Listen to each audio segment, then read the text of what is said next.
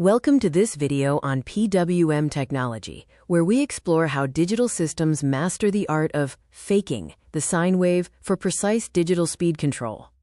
We begin with part 1, the basics, focusing on the transition from steady power flows to rapid digital pulses.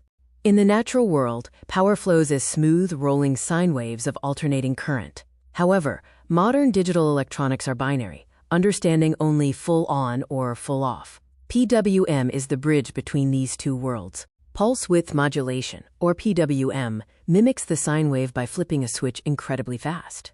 By varying the ON time, called the duty cycle, we simulate any voltage between 0 and maximum. This average voltage is what the device experiences. PWM relies on 3 pillars. First, pulse frequency, the switching speed. Second, duty cycle, the percentage of ON time. Third, inductance, where motor coils smooth the rough square edges into continuous movement.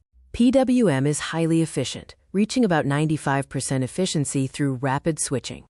In contrast, linear control wastes up to 60% of energy by dissipating it as heat through resistance. PWM is all around us, from LED dimming, where pulses are faster than the human eye can detect, to ceiling fan speed control and managing torque in electric vehicles.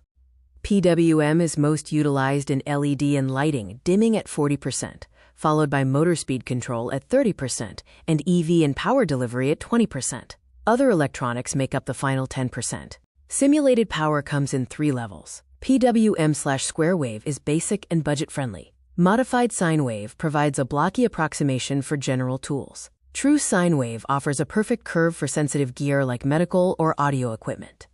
Now let's move into Part 2, Pro Insights, covering topics like harmonics, installation, and ensuring quiet operation. To eliminate the audible hum caused by low-frequency PWM, professional solutions use high-frequency controllers above 20 kHz, making the system silent. Always use shielded cabling to prevent electromagnetic interference, or EMI.